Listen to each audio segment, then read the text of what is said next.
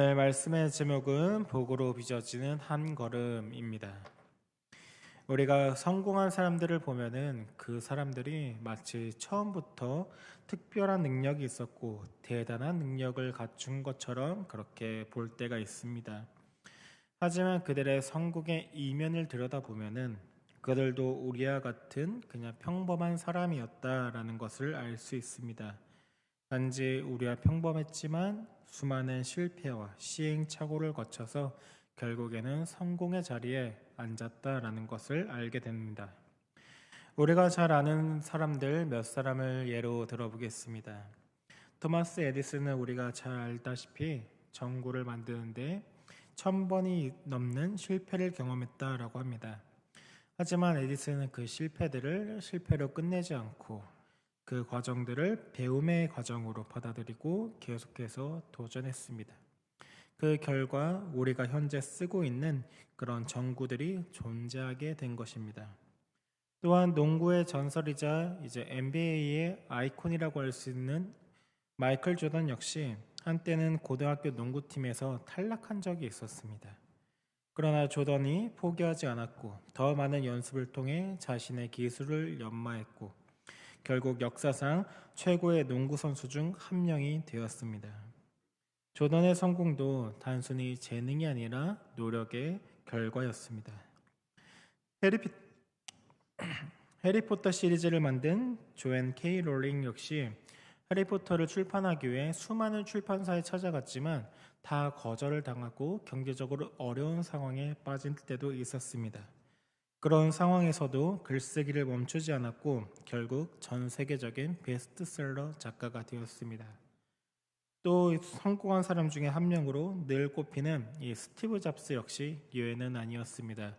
그는 한때 애플에서 쫓겨났었고 해고당하기도 했지만 다시 애플로 돌아와 혁신적인 제품을 개발하여서 회사를 세계적인 브랜드로 만들었습니다.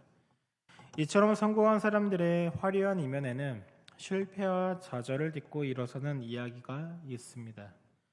그들 역시 우리와 같은 보통의 사람들이었고 성공의 과정이 필요로 했습니다. 신앙 역시 마찬가지입니다. 신앙에도 과정이 필요합니다. 우리는 신앙이 좋은 사람들을 보면 저 사람은 처음부터 신앙이 좋았고 나와는 다른 존재라고 생각하기 쉽습니다. 하지만 모든 사람이 처음부터 대단한 믿음을 갖고 있었던 것은 아닙니다. 처음은 평범한 우리와 똑같이 연약한 믿음으로 시작했고 하나님과 함께하는 여정을 통해 점차 그 믿음이 성장한 것입니다.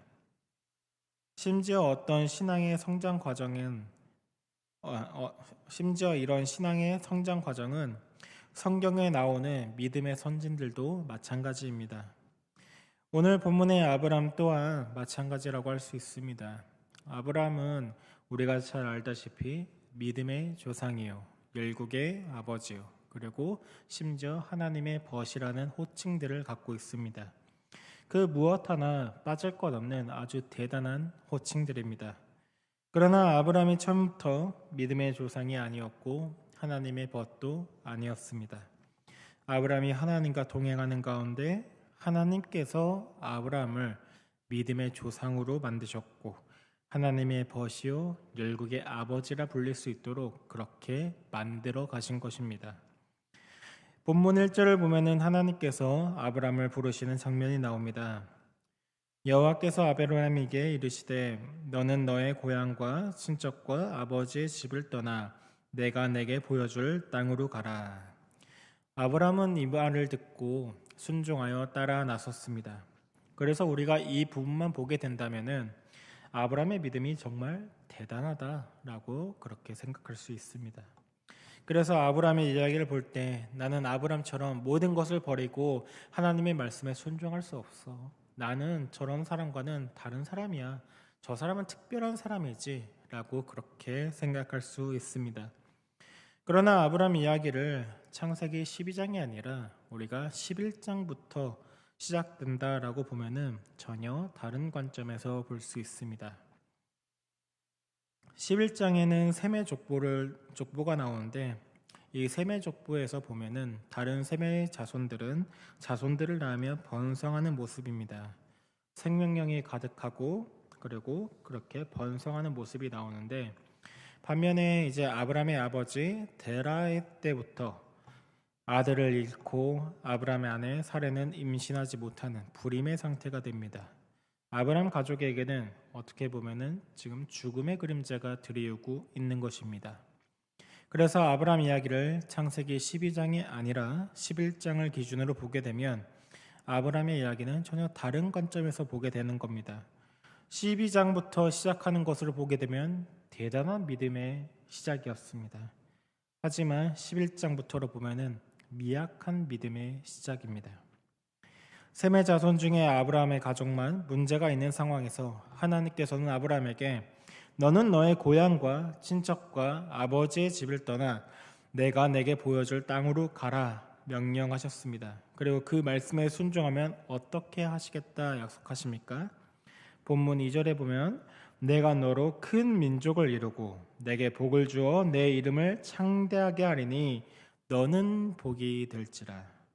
큰 민족을 이루게 하겠다. 내가 너에게 지금 자손이 없고 네가 지금 대가 끊기게 되었는데 너에게 내가 아들을 주겠다라고 약속하고 있는 겁니다. 다른 셈의 자손들처럼 자기도 번성하고 싶은데 그것을 하나님께서 이루어 주겠다 약속하신 것입니다. 이 말을 들은 아브라함이 그래서 어떻게 했습니까? 주저하지 않고 떠난 것입니다. 지금 아브라함이 대단한 믿음이 있어서 하나님께 순종한 것입니까? 아닙니다. 아브라함의 가족에게 죽음의 그림자가 드리우고 있고 지금 소망이 없고 하나님께서 하신 약속을 붙잡을 수밖에 없는 그런 상황이기 때문에 지금 하나님의 약속을 붙잡고 따라 나선 것입니다. 아브라함은 하나님이란 분이 어떤 분인지 명확하게 알지는 못하지만 지금 내가 하나님을 따라가게 되면 아들을 주시겠다라고 하니 따라간 것입니다. 조금 적나라하게 이야기하면 아브라함은 믿음이 아니라 하나님께서 내거신 그 약속의 조건을 보고 지금 따른 것입니다. 어차피 여기에 가만히 있다가 죽는 것보다 그래 한번 하나님이란 분 내가 따라가 보자. 뭐 여기 있나 저기 가서 죽나 똑같은 거 아니겠냐 라는 이런 마음으로 지금 아브라함이 나선 것입니다. 이처럼 아브라함은 처음부터 믿음의 조상으로 시작한 것이 아닙니다. 단지 하나님께 내가 바라는 것이 있고 그것을 주시겠다라고 하니 그것을 따라 나선 것입니다. 우리와 별반 다를 바 없는 그냥 평범한 사람이었습니다. 사실 우리의 처음 신앙생활도 이와 같지 않습니까? 우리가 처음부터 믿음이 좋아서 교회를 다닌다기보다는 처음에는 하나님이 어떤 분인지는 잘 모르지만 누군가는 모태신앙이어서 어려서부터 교회를 다니고 또 누군가는 지인의 전도에 의해서 교회에 발을 들이게 되고 또 어떠한 이유로 교회에 우리가 나아가게 됩니다. 그러면서 하나님에 대해 알아가게 되고 그 가운데서 믿음이 생기는 것입니다. 그런데 하나님께 있어서 우리가 어떻게 시작했는지 그것은 중요하지 않습니다. 어떤 형태로 어떤 마음으로 하나님의 앞에 나오게 됐는지 그것보다는 하나님께 나왔다라는 것이 중요합니다. 왜냐하면 하나님께 나왔으면 이제는 하나님께서 역사하시기 때문입니다. 아브람처럼 아들을 주겠다라는 이 하나님의 약속 때문에 혹은 내 상황과 환경 때문에 나았다 할지라도 하나님은 하나님 앞에 나온 그 사람을 하나님의 자녀로 하나님의 백성으로 빚어 가시는 것입니다. 아들을 주겠다는 말에 하나님을 따라 나선 아브라함을 믿음의 조상으로 빚어 가시고 또 복이 되도록 빚어 가시는 분 바로 하나님이십니다. 그러면 하나님은 어떻게 사람을 변화시켜 가십니까? 바로 과정을 통해서입니다. 창세기 12장 1절에서 하나님께서는 너의 고향과 친척과 아버지의 집을 떠나라고 말씀하십니다. 여기서 이 순서가 중요합니다. 고향, 친척, 아버지의 집. 친밀하지 않은 것부터 점차 친밀한 것으로, 내가 놓기 쉬운 것에서부터 놓기 어려운 것으로, 그렇게 점점 하나님께서는 떠나라고 명령하시는 것입니다. 먼저 고향은 아브라함에게 있어서 어차피 지금 여기 있어봤자 내게는 소망이 없고 가장 버리기 쉬운, 가장 떠나기 쉬운 것이었습니다. 그래서 하나님의 말씀을 듣고 망설임 없이 고향을 떠났습니다. 근데 이 고향을 떠나는 것은 아브라함에게 쉬웠지만 아브라함이 놓지 못하는 것이 있었습니다. 그것은 바로 친척과 아버지의 집이었습니다. 왜냐하면 아직 하나님을 온전히 신뢰하지 못하기 때문입니다. 그래서 자기의 조카 롯을 데리고 나왔습니다. 창세기 12장 4절에 보면은 이에 아브라함이 여호와의 말씀을 따라갔고 롯도 그와 함께 갔으며 아브라함이 하란을 떠날 때 75세였더라. 하나님께서 친척을 떠나라고 말씀하셨는데 왜 친척인 롯을 함께 데리고 간 것입니까? 아브라함의 입장에서 보면은 하나님께서 큰 민족을 이루도록 하겠다, 내가 내게 아들을 주겠다라고 약속하셨지만 그것을 주시지 않으면 어떻게 해야 될까 고민을 한 것입니다. 혹시 이 하나님이란 분이 이 약속을 지키지 않으면 롯을 내가 양자 삼아야겠다, 그 양자 삼아서 내가 내 대를 이어나가야겠다, 한마디로 말해 보험을 든 것입니다. 어찌 보면 아브라함의 순종은 믿음 반 불신 반으로 시작되었습니다. 불안함을 가득 안고선 믿음의 한 걸음을 내디딘 것입니다. 그렇게 하란을 떠났습니다. 이처럼 불완전한 믿음의 발걸음이었지만 그 한 걸음을 하나님께서는 귀하게 보시고 다시 아브라함에게 약속하십니다. 창세기 12장 7절과 8절 우리 같이 읽어보겠습니다. 여호와께서 아브라함에게 나타나 이르시되 내가 이 땅을 내 자손에게 주리라 하신지라. 자기에게 나타나신 여호와께 그가 그곳에서 제단을 쌓고 장을 치니 서쪽은 베델이요 동쪽은 아이라. 그가 그곳에서 여호와께 제단을 쌓고 여호와의 이름을 부르더니. 아브라함의 동기가 어찌됐든 지금 아브라함은 하나님이 말씀하신 대로 고향을 떠났습니다. 고향 땅을 떠났더니 하나님께서 그에 대한 대가로 무엇을 주시는 것입니까? 새로운 땅을 약속해 주시는 것입니다. 이때 아브라함은 처음으로 하나님에 대한 믿음이 생기기 시작했습니다. 그래서 그곳에 제단을 쌓고 뭘 했다라고 나옵니까? 여호와의 이름을 불렀다라고 기록하고 있습니다. 여호와의 이름을 불렀다라는 것은 창세기에서 믿는 사람들이 하나님께 예배드렸다라는 의미로 사용됩니다. 이제야 아브라함과 하나님 사이에 어떤 관계가 형성된 것입니다. 어떤 관계입니까? 여호와 하나님이 나의 하나님이 된다라는 것, 그리고 예배드리는 자가 그 하나님의 백성이 된다라는 관계입니다. 이제 아브라함과 하나님 사이에 올바른 관계가 형성된 것입니다. 그러나 믿음이 생기자 곧바로 그 믿음을 시험받는 일이 다가옵니다. 10절에 보면은 하나님이 주신 그 땅에 기근이 들었습니다. 그것도 매우 심한 기근이었습니다. 먹고 사는 문제가 달린 지금 문제가 발생한 겁니다. 우리가 신앙생활하면서 가장 큰 시험은 언제 찾아옵니까? 내가 먹고 사는 문제가 생겼을 때입니다.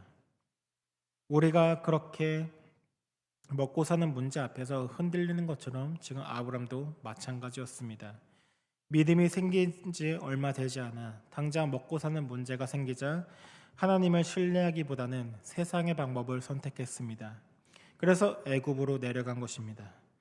창세기 12장 10절에 애굽에 거류한다라고 기록되어 있는데 이 거류한다라는 말은 기근이 들었으니까 잠깐 식량을 사러 내려가서 식량을 사고 갔다 온다라는 말이 아니라 거기서 계속해서 머물러 있겠다라는 그런 의미입니다. 아브라함은 현실의 문제 앞에서 하나님을 의지하는 것이 아니라 애굽을 의지했습니다. 그리고 이 애굽은 어떤 곳입니까? 성경에서 세상을 상징하는 곳입니다. 창세기 12장 1절에 하나님께서 고향과 친척과 아버지의 집을 떠나라고 말씀하셨는데 여기서 아버지의 집은 세상을 상징하기도 합니다. 창세기 12장에 이르렀을 때 이미 아브라함의 아버지 데라는 죽은 상태였습니다. 그런 아브라함에게 아버지의 집을 떠난다라는 게 도대체 무슨 의미가 있겠습니까?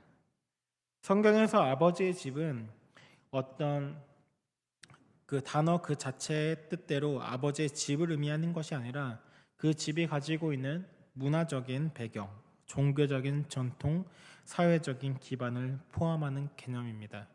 쉽게 말해서 삶의 방식을 이야기하는 겁니다. 아버지의 집을 떠나라는 것은 세상 방식을 따라 살아가는 삶의 방식에서 이제 떠나야 한다라는 것입니다. 너의 삶의 방식을 바꾸어야 한다라는 의미였습니다. 그러나 아브라함은 아직 세상의 방식대로 사는 그 삶을 버리지 못한 것입니다. 그래서 믿음이 생겼어도 문제가 생기자 자기가 이전에 하던 대로 자신의 원래 방식대로 세상 방식으로 문제를 해결하고자 한 것입니다. 우리도 그렇지 않습니까? 우리가 아무런 문제가 없을 때 내 신앙이 좋은 것 같고 내 믿음이 좋은 것 같고 그래서 나는 말씀대로 살 수 있을 것 같습니다. 그러나 정작 문제가 생겼을 때 우리의 믿음이 흔들립니다. 문제 앞에서 내가 먼저 기도하기보다는 당장 내 힘으로 이 문제를 해결하기 위해 우리는 사람을 찾을 때가 있고 방법을 강구할 때가 있습니다. 아브람도 똑같았던 것입니다.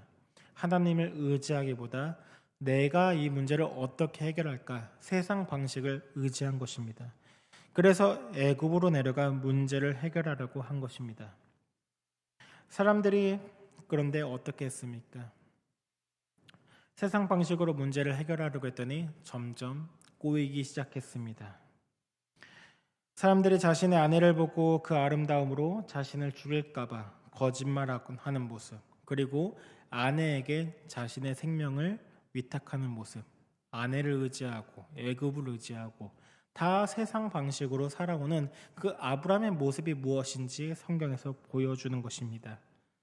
게다가 그 결과는 어떻습니까? 아브라함의 이 믿음 없음으로 인해 하나님과 맺은 약속이 깨질 위기에 처했습니다. 애굽의 바로 왕이 아브라함의 아내 사레를 궁으로 데려가 아내로 삼으려는 일이 벌어지게 됩니다.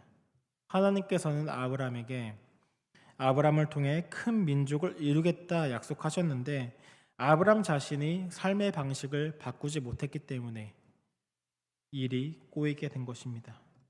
약속을 지키지 않은 책임 누구에게 있습니까? 아브라함에게 있습니다. 모든 잘못이 지금 아브라함에게 있는 것입니다. 그런데 특이한 것은 하나님은 그런 아브라함을 나무라지 않으신다라는 겁니다. 도리어 하나님께서는 사레를 아내로 삼고자 했던 바로와 그 집에 큰 재앙을 내리시고 그 일로 인해 아브라함은 애굽에서 많은 재물을 얻어 나오게 됩니다. 이 과정을 통해 아브라함은 하나님의 신실하심을 깨닫게 됩니다. 하나님께서는 약속하셨으면 지키시는 분이시구나. 하나님은 약속을 하셨으면 그것을 반드시 이루시는 분이시구나 깨닫게 되었습니다. 그래서 하나님을 온전히 신뢰하게 됩니다. 그 결과가 무엇이냐? 혹시 하나님께서 약속을 지키지 않으시면 내가 조카 롯을 통해 대를 잇겠다 해서 데려나왔던 그 롯과 갈라서는 것입니다. 창세기 13장 11절에 보면은 그러므로 롯이 요단 온 지역을 택하고 동으로 옮기니 그들이 서로 떠난지라. 13장에 와서야 이제 고향집을 떠나고 친척인 롯을 떠나게 되는 것입니다. 하나님을 의지하게 된 것입니다. 이처럼 아브람도 믿음이 성장하는 그 과정이 필요로 했습니다. 하나님이 약속하신 조건을 보고 따르는 그 믿음 없는 모습. 겨우 작은 믿음이 생겼는데 그 문제가 생기자 곧장 사라져버리는 그 믿음 없는 모습. 이처럼 아브라함의 신앙의 여정은 믿음의 조상이라고 하기에는 너무나도 별 볼 일 없었습니다. 그러나 그럼에도 불구하고 믿음의 한 걸음, 내가 내게 보여줄 땅으로 가라라는 그 하나님의 말씀에 순종하자 하나님께서는 이후에 아브라함이 믿음의 조상으로 성장할 수 있도록 과정을 통해 믿음을 만들어 가시는 겁니다. 게다가 하나님은 이런 아브라함의 보잘것없는 믿음의 발걸음을 온전한 믿음으로 봐주십니다. 우리가 히브리서 11장 8절 한번 읽어보겠습니다. 믿음으로 아브라함은 부르심을 받았을 때 순종하여 장래의 유업으로 받을 땅에 나아갈새 갈 바를 알지 못하고 나아갔으며. 자, 여기 믿음으로라고 되어 있습니다. 근데 실상은 어떻습니까? 조건을 보고 어쩔 수 없는 상황에 지푸라기로도 잡는 심정으로 하나님을 따라 나선 것인데, 하나님은 내가 지금 그런 이유로 나를 따라 나온 것 아니다, 그것은 내 믿음이었다 인정해 주시는 겁니다. 목적지를 알지도 못하고 갈 바를 알지도 못하고 그렇게 내딛었던 믿음의 발걸음을 하나님께서는 내가 온전한 믿음으로 나를 따랐다라고 인정해 주시는 것입니다. 왜 그렇습니까? 아무것도 보이지 않고 본 적이 없음에도 하나님을 따라 그래도 나섰기 때문입니다. 하나님은 그의 믿음을 귀하게 보시는 것입니다. 아브라함처럼 이것저것 다 따져본 이후에 불안하게 내딛었던 그 믿음의 한 걸음을 하나님은 지금도 받으시기 원하십니다. 하나님은 아브라함에게 말씀하셨듯이 우리에게도 똑같이 말씀하십니다. 우리의 믿음이 연약하고 우리가 교회는 다니지만 개인의 신앙생활 잘 하지도 못하고 그랬다 할지라도 내가 하나님의 말씀에 어쩌다가 한번 그래도 내가 교회 다니는데 내가 한번 말씀에 순종해보자, 그 믿음의 발걸음 내딛었을 때, 어찌되었든 순종했을 때 그것에 순종하면 그것을 기쁘게 받아주시고 우리가 더 믿음을 가지고 나아갈 수 있도록 격려해 주시고 상을 주시고 일방적으로 조건 없이 넘치는 사랑을 우리에게 부어주셔서 우리가 믿음이 성장할 수 있도록 인도하시는 분이 하나님이십니다. 그리고 하나님은 우리에게 말씀하십니다. 그것이 다 내 믿음이었다. 우리는 이렇게 말할 수 있을 겁니다. 하나님, 아니에요. 저 정말 불안하지만 그냥 한번 해본 것 뿐이었는데 이렇게 되었습니다. 이거 다 하나님께서 하신 것입니다. 그래도 하나님은 우리에게 아니다, 그것은 내 온전한 믿음이었다 인정해 주시는 것입니다. 아무라고 소망이 없는 아브라함을 부르셔서 아브라함을 믿음의 아버지가 되게 하시고 복으로 빚어 가셨습니다. 복이 된다라는 거 무엇입니까? 오늘 본문 3절 후반부에 보면은 하나님은 이렇게 말씀하십니다. 땅의 모든 족속이 너로 말미암아 복을 얻을 것이라 하신지라. 아브라함을 통하여 하나님이 주시는 복을 받는 사람들이 많을 것이다 라는 겁니다. 그리고 이 말씀이 신약에서 인용되는 본문이 있습니다. 사도행전의 베드로의 설교입니다. 사도행전 3장 25절과 26절 같이 읽어보겠습니다. 너희는 선지자들의 자손이요 또 하나님이 너희 조상과 더불어 세우신 언약의 자손이라. 아브라함에게 이르시기를 땅 위의 모든 족속이 너의 씨로 말미암아 복을 받으리라 하셨으니 하나님이 그 종을 세워 복을 주시려고 너희에게 먼저 보내사 너희로 하여금 돌이켜 각각 그 악함을 버리게 하셨느니라. 아멘. 여기서 하나님이 지금 뭘 말씀하십니까? 하나님께서 아브라함의 씨로 말미암아 모든 사람들이 복을 받게 될 것인데 그 복을 주시려고 종을 보냈다라고 말씀하십니다. 아브라함의 씨로 하나님께서 보내신 그 종 누구입니까? 바로 예수 그리스도이십니다. 하나님께서는 아브라함의 믿음의 한 걸음을 통해서 믿음의 조상으로 세우셨고 큰 민족을 이루셨고 그 씨로 인해 복을 받을 수 있도록 하셨습니다. 그래서 예수 그리스도를 믿는 사람들을 통해 아브라함에게 주어진 복을 모두 다 누릴 수 있도록 그렇게 만드신 것입니다. 하나님은 여러분을 아브라함처럼 또 다른 믿음의 조상이 되고 복이 되도록 빚어 가실 것입니다. 예수 그리스도를 믿는 우리 또한 아브라함과 똑같이 그 복을 누릴 것이기 때문입니다. 다른 사람이 여러분을 보며 믿음이 무엇인지 배우게 될 만큼 우리의 믿음을 성장시키실 것입니다. 뿐만 아니라 여러분에게 주어지는 하나님의 복이 다른 사람들에게 흘러가도록 하실 것입니다. 그래서 다른 사람이 여러분 한 사람 한 사람을 통해 전달되는 하나님의 복과 그 사랑을 깨닫고 하나님께로 돌아오는 그 축복의 통로의 역할을 감당하도록 하실 것입니다. 그렇게 우리를 복으로 빚어가시는 분, 바로 하나님이십니다. 하나님을 의지할 때 하나님은 우리에게 대가 없이 조건 없이 오직 은혜로 우리에게 복을 주시고 우리가 복이 되도록 인도하십니다. 그래서 우리가 하나님을 의지해야 하는 것입니다. 우리의 보잘것없는 믿음도 온전한 믿음으로 보시고 복을 주시는 분 바로 하나님이시기 때문입니다. 도대체 왜 하나님은 이토록 우리에게 잘 해주시는 걸까요? 그 이유는 단 하나입니다. 우리를 사랑하시기 때문입니다. 하나님의 사랑은 사랑할 수 없는 것까지도 사랑하는 사랑입니다. 우리의 조건이나 우리의 어떠한 그것을 보신다면 절대 사랑할 수 없음에도 불구하고 하나님께서는 우리의 보잘것없는 믿음도 온전한 믿음으로 보시고 복을 주시고 우리가 믿음을 지켜나가고 우리가 믿음이 성장할 수 있도록 격려하시고 상 주시고 인도하시는 것입니다. 여러분을 아브라함처럼 믿음의 조상이 되도록 인도하시는 분 하나님이십니다. 혹시 가정 가운데 나 홀로 신앙생활을 하고 계시는 분 계십니까? 하나님께서 여러분을 통하여서 여러분의 가정이 주님께 돌아오는 복을 주실 것입니다. 내가 그런 큰 일을 어떻게 감당할 수 있는가? 지금도 나 홀로 믿고 있고 아무리 말해도 내 가족들이 듣지 않는데 걱정할 것 없습니다. 그것은 내가 하는 일이 아니기 때문입니다. 나를 통해 역사하시는 하나님께서 일하시기 때문에 우리가 큰 일을 감당할 수 있는 것입니다. 우리가 하나님의 말씀에 순종할 때 하나님께서는 나의 작은 그 순종을 큰 일로 바꾸어서 이루시는 분이십니다. 중요한 것은 한 걸음을 내딛는 것입니다. 완전한 믿음으로, 온전한 믿음으로 내딛는 한 걸음이 아니라 불완전하지만 그래도 하나님을 믿는 믿음으로 우리가 한 걸음 내디딜 때 하나님은 그 한 걸음을 통해서 우리를 복으로 빚어 가십니다.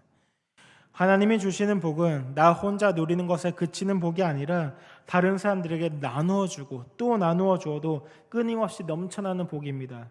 그래서 내가 아까울 것이 없습니다. 그래서 나는 다른 사람들에게 우리가 이 복을 다 함께 같이 누리자고 말할 수 있는 것입니다. 그러기 위해서 필요한 것은 다시 말하지만 한 걸음을 내딛는 것부터 시작하는 것입니다. 아브라함의 믿음이 과정을 통해 점차 점진적으로 성장한 것처럼 우리의 믿음도 성장의 과정이 필요로 합니다. 처음에는 불신과 두려움이 섞여 있을 수 있습니다. 하나님과 동행하며 경험하는 일들을 통해 그런데 우리의 그 불신들, 두려움이 점점 사라지고 하나님에 대한 신뢰가 깊어지는 것입니다. 신뢰가 깊어지는 만큼 내가 할 수 있는 만큼 내가 의지하는 것들 내려놓고 하나님을 의지해 보는 것입니다. 마치 아브라함이 처음에는 쉽게 버릴 수 있었던 것을 내려놓고 하나님을 의지하자 무엇을 얻게 되었습니까? 하나님이 주시는 새로운 땅을 얻게 되었습니다. 그것을 경험하면 이제 그 다음 것도 놓을 수 있는 것입니다. 우리 또한 마찬가지입니다. 내가 의지했던 것 한번 내려놓아 보고 그것을 없이도 내가 살 수 있구나 알게 되면은 그 다음 것을 한번 내려보는 것입니다. 그리고 이게 없어도 나는 하나님만으로도 살 수 있구나. 또 다른 것 내려보는 겁니다. 그렇게 하나씩 하나님이 아닌 다른 것들을 다 내려놓고 나중에는 하나님만 남겨놓고 나머지는 다 내려놓을 수 있는 그런 사람이 되어가는 것입니다. 그렇게 하나님은 우리를 믿음의 조상으로 만들어 가십니다. 그렇게 우리를 복으로 빚어 가십니다. 그 시작은 한 걸음부터 시작합니다.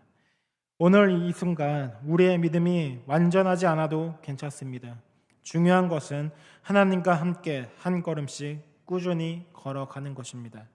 그럴 때 하나님께서 우리를 믿음의 길로 인도하십니다. 그러니 우리가 주저하지 않고 믿음의 한 걸음 내디딜 수 있길 원합니다. 믿음의 한 걸음을 통해 복으로 빚어지는 저와 여러분이 되기를 예수님의 이름으로 축복합니다.